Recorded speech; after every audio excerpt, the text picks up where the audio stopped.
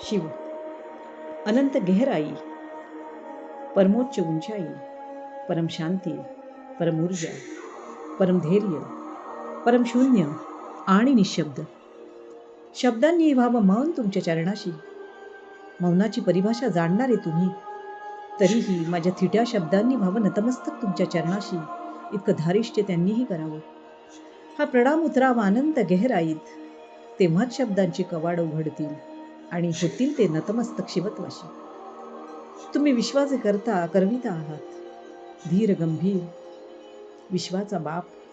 कसं संबोधू एकेरी, द्वारच चुकल्यावर आतल्या भव्य दिव्य महालाची चर्चा कशी करू मी. तुम्ही या सकल विश्वाचे महासत्ताक महाभाऊ, तरीही रमता जोगी. तुमचं आसन हे व्याघ्रांबर परिधित पत्थर. तुम्ही निर्माणाची देवता महाकाल आहात. अस्तित्वाच्या प्रत्येक सृजनतेने शेवटी तुमच्याच चरणाशी लीन व्हावं. जीवनभर बाळगलेला, अंजारून गोंजारून मोठा केलेला आणि जीवनाच्या अत्युच्च शिखरावर स्वतःचं स्थान निश्चित केलेला अहंकार क्षणात गळून पडावा, इतका होतो हतबल तुमच्या पुढे. इतका तर दरारा तुमचा. आप शेष हो, अशेष हो, प्रशेष हो, विशेष हो. आप न मन हो, न शरीर हो. आप निराकार हो, आत्मा हो. तरी पण आमच्यातल्या श्रद्धेला आम्हाला कुठेतरी स्थिरावायचं असतं. म्हणून तुम्हाला देहातीत वर्णन करताना वाटतं, विशालकाय वासुकी गळ्यात घेऊन फिरणारे तुम्ही, किती विस्तीर्ण असाव्यात तुमच्या भुजा. आणि मग कशाने मापावी तुमच्या देहाची भव्यता? आत्म्याने. आणि मग तुम्हाला तुमच्या कंठाशी वास्तवित वासुकीला, तुमच्या शिरमंडीत परमप्रिय गंगेला आणि तुमच्या विशाल भाळावर विराजमान असलेल्या चंद्रमाला घेऊन फिरणारा तुमचा नंदी किती महाकाय असेल, या कल्पनेनेच एक विराट अस्मिता उभी राहते आणि डोळे पराजय स्वीकारत मिटतात. आणि डोळ्यासमोर येतो एक ध्यानयोगी, एक आदियोगी, आदिदेव, शून्य, सत्य. ध्यानी असावा तर तुमच्यासारखा. न विचार, न कल्पना, न स्मृती, न वासना, फक्त अनंत शिवत्व, शुद्ध चैतन्य. तुम्ही आहात प्रत्येक जीवात असणारे अंतर्ज्योतीचे प्रतीक. जन्म, मृत्यू, धर्म, अधर्म, मन, बुद्धी, अहंकार, आकार, विकार या सगळ्याच्या परे असणारे स्वयंभू तुम्ही. तुम्हीच हर समस्या का आखरी हल. म्हणूनच समुद्र मंथनातून निर्माण झालेला हलाल विष समस्त मानवजातीच्या कल्याणासाठी सहज पचवलत आणि झालात नीलकंठ. हा समुद्र मंथनाचा प्रवास विषापासून सुरू झाला आणि धन्वंतरीने आणलेल्या अमृत कुंभापर्यंत झाला तो फक्त आणि फक्त तुमच्यातल्या धैर्यतेने. निर्वाणातून जीवन वाहिनीकडील उलट प्रवास तुमच्या विषप्राशन करण्याने झाला. तुम्ही म्हणजे निर्धास्तता. प्रचंड वेगाने, आवेशाने, नामुष्कीने स्वर्गातून निघालेल्या गंगेला आवरायचं कोणी, सावरायचं कोणी आणि तिला स्थिरावायचं कोणी, ते फक्त तुम्हीच. आपल्या जटांमध्ये सामावून घेतानाही कोणाचा विचार केलात?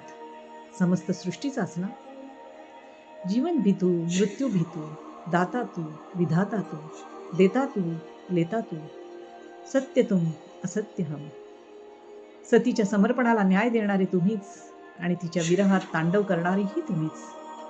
कसा ठाव लागावा आणि कशाचा लावावा, आमचं फक्त हरणं आहे.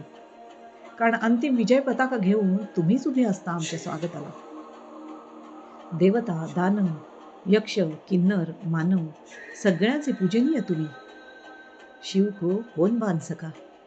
ज्यांच्या मर्जीने चंद्रमा शीतलता देतो, सूर्यप्रकाश देतो, ही हवा देखील ज्याच्या इशाऱ्याने विहरावी, ज्यांच्या आदेशाने ही पृथा देखील सतत फिरते आपल्या तालात, समुद्राने ही उचलकूत करावी तुमच्याच इशाऱ्याने, पशूंनी पक्षींनी गावेत जीवन संगीत. तुमची तर कुठलीच विरासत नाही. स्वतःचे देखील रचनाकार तुमचे तुम्हीच. ना गोत्र, ना नक्षत्र, ना माता, ना पिता, या सगळ्यांच्या पलीकडे असणारे तुम्ही आदियोगी आहात. संपूर्ण अस्तित्वाला आपला हिस्सा बनवणारे तुम्ही. तुमचा फक्त एकच अंश, तो म्हणजे ध्वनी. हो, तोच ओंकार. तुमची पहिली अभिव्यक्ती ध्वनीच्या रूपात असावी आणि समस्त अस्तित्वाने एकाच ध्वनीची गर्जना करावी. असे तुम्ही भक्तीचे, भावाचे भुकेले आहात. म्हणून इतके भोळे पण आहात की भोलेनाथ म्हणून मानवाने तुम्हाला सतत आर्जव करत राहावी आणि तुम्हीही तुमचा आश्वस्त हात सतत पुढे करावा. उसी के नात हो गए जो उनके साथ हो लिया, वही के हो गए वो जहां सुना शिव शिवम. मिट्टी से आए मिट्टी में जाएंगे असा संदेश सर्वांगाला भस्म रमावून फिरणारा योगी देखील तुम्हीच आहात. कुठे नाहीत तुम्ही. विज्ञान भैरव तंत्रात पार्वती देवींनी तुम्हाला 3 प्रश्न विचारावेत आणि त्याच 3 प्रश्नांची 112 विधिया तुम्ही द्याव्यात, ज्याचे आकलन मानवजातीनेही करावं. किती समर्पक समर्पक संवाद साधत राहिलात त्यांच्याशी. शिव-पार्वती सुसंवाद ही सुखाची, परमानंदाची पर्वणी आहे आमच्यासाठी. मी कोणाशी संवाद साधण्याचं धाडस केलंय, हे अजूनही मला उमजेना. कारण शिव तू, सुंदर तू, शक्ती तू, सब कुछ तू, मैं कुछ नहीं.